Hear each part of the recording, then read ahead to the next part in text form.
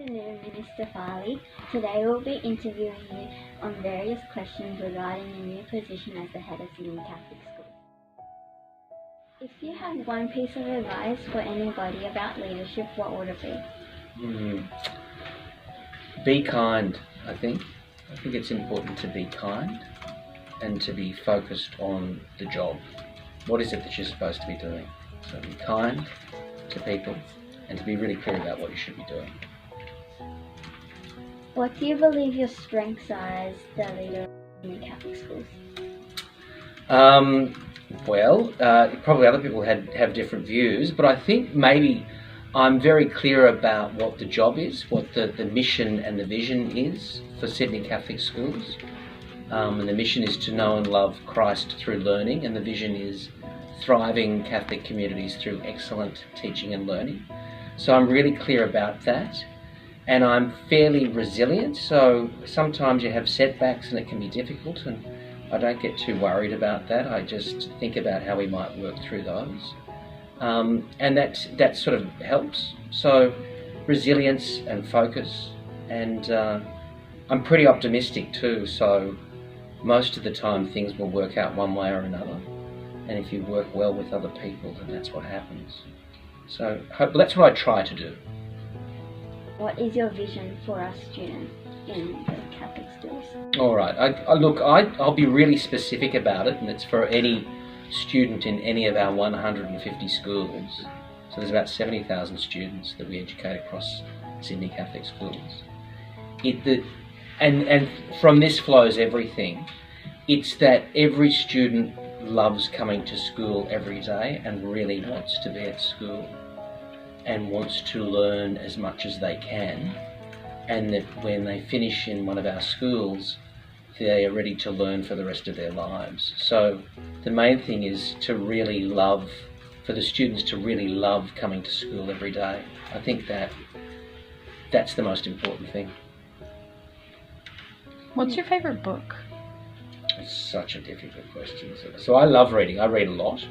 Here's a couple of books. One, and it's worth having a look at. It's this. I used to really enjoy reading encyclopedias when I was growing up, and little bits and pieces. So I spent a lot of time doing that. So I'm okay at trivia, actually, as a consequence of that. And there was this book that I picked up many years ago called Brewer's Dictionary of Phrase and Fable. It's really huge. But it's such a fun book to dip into, and I've got it by my bed amongst a whole lot of other books too. So I just love reading that, and I've always loved reading encyclopedias and getting on Wikipedia and learning about all sorts of things.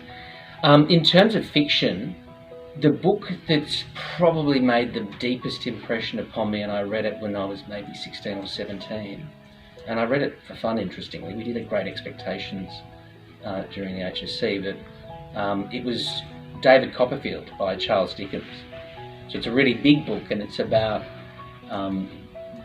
David Copperfield's life and all of the ups and downs and difficulties of his life, and I really loved that story, and how he moved through his life and dealt with the challenges.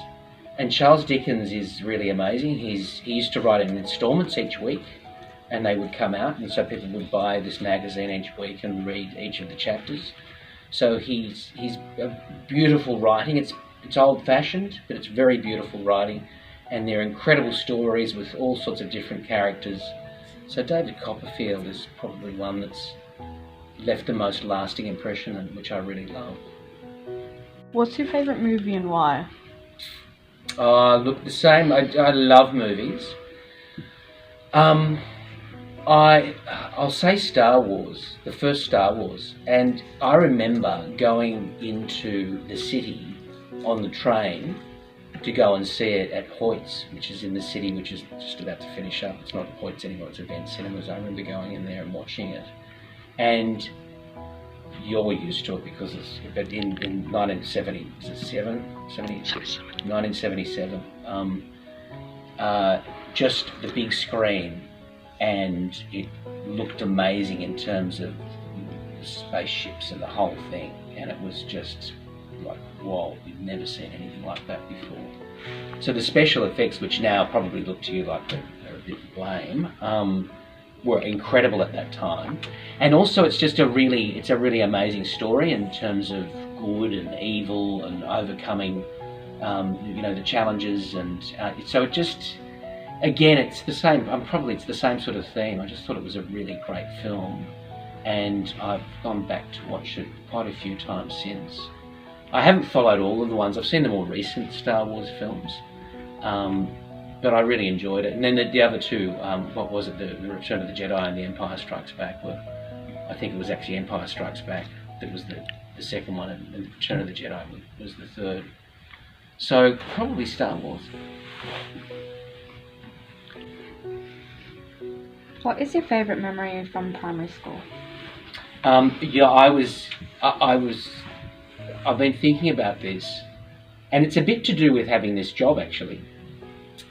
I was actually just telling one of the teachers down there before, so I had moved schools when I was in year one, and went to a school where there were lots of religious sisters, and they had like amazing names like Sister Calasanctius and Sister Dionysius and Sister Frances Mary and Sister Margaret Maria. I mean, there were lots and lots of sisters, religious sisters. Anyway, in year two, there was Sister Calasanctius would have us in the morning, and Sister Frances Mary would have us in the afternoon. And Sister Calasanctius would, in the morning, teach us religion. And she had these, and this is just something that I remembered last year, interestingly, when I started in this job. And she would have this big poster, and it was part of the religion lesson, and they were really colourful, and it was a beautiful poster, and it was about Jesus and the life of Jesus and stories of Jesus. And I wasn't always the best behaved of 7-year-olds in year two, I must admit. But anyway, when we had this, I loved religion, and I loved hearing about Jesus. I thought, Jesus sounds like the best, you know. And then that year we made our first communion when we were in year two at 7, and I got to do the second reading at the Mass on the Sunday morning. And that was the best thing that had ever happened to me. And I can remember that to this very day. So I loved those lessons, and then I got to do the reading. And so I was thinking about that in terms of how I ended up getting this job. And I kind of thought of Sister Calasanctius and those stories she told. So anyway, I'm still following and loving Jesus, and I'm really happy for it. What is the name of the teacher that inspired you the most and made a difference to your life? There were probably two teachers, and one was a Maris brother called Brother Peter Salter, and he would teach us. He taught us Latin and religion, and he taught ancient history, although I didn't do that at my HSC. So he was just an amazing guy who was energetic, and he was funny too, you know. So he loved Latin, and he loved ancient history, and he was sort of a really incredible guy. And he's really funny because he loved horse racing, so he talked about horses all the time. And so that was kind of funny, and you'd go home and talk about what Brother Peter had said there. And then there was this other teacher, and he was Irish. His name was Pat King, and he taught us English. And so I'd sort of loved literature and reading, but he was very good at teaching you how to understand a book, or particularly with poetry, because I find poetry quite difficult sometimes to follow. And so he really helped in my love of literature, and so I read a lot, and I always have.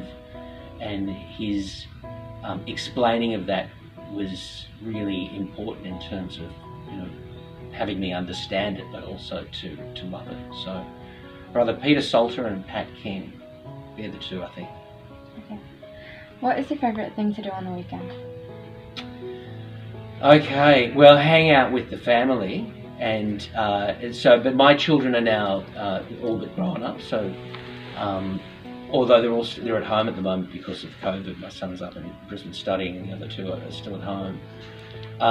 So just with my wife and I, and the kids still do things with us, so they kind of still like us, and so that's nice. I'll tell you one thing I do. I did it twice this weekend. I love going on bike rides. So on the Saturday morning, I went with my son, who's around. So it's about 30 kilometres. We do it. It's uphill and down Dale, and then I did it again with myself. And so just the usual things: go to mass, bike ride, have dinner with people. I saw my father-in-law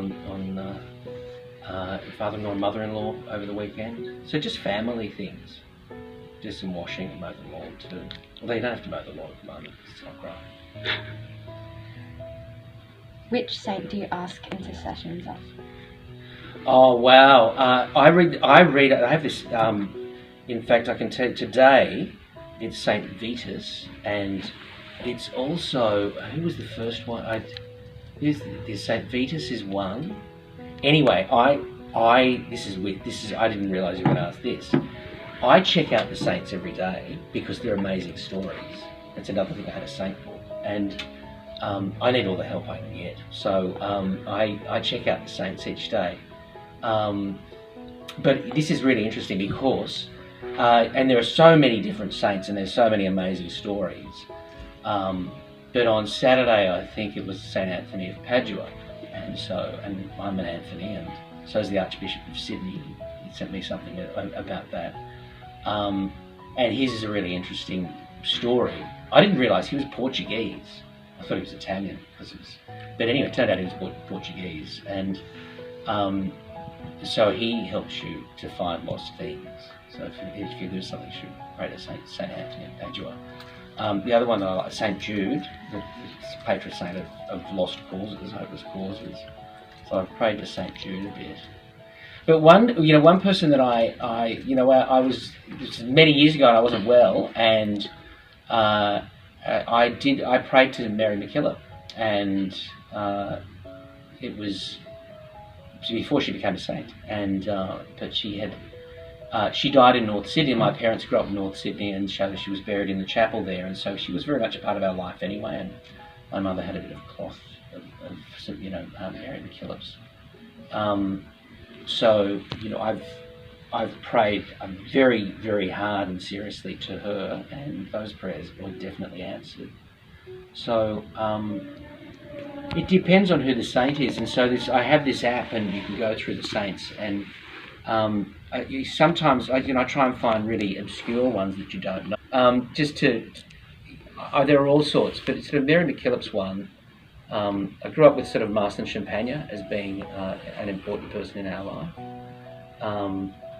They're probably the two that I would go to first up. What one word would you use to describe our school after your visit?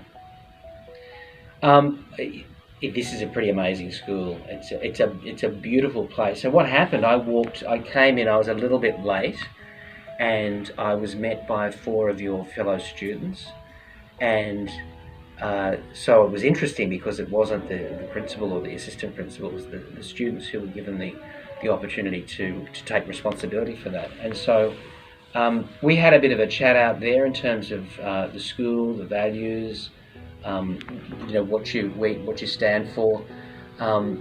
So that was just really impressive to start with.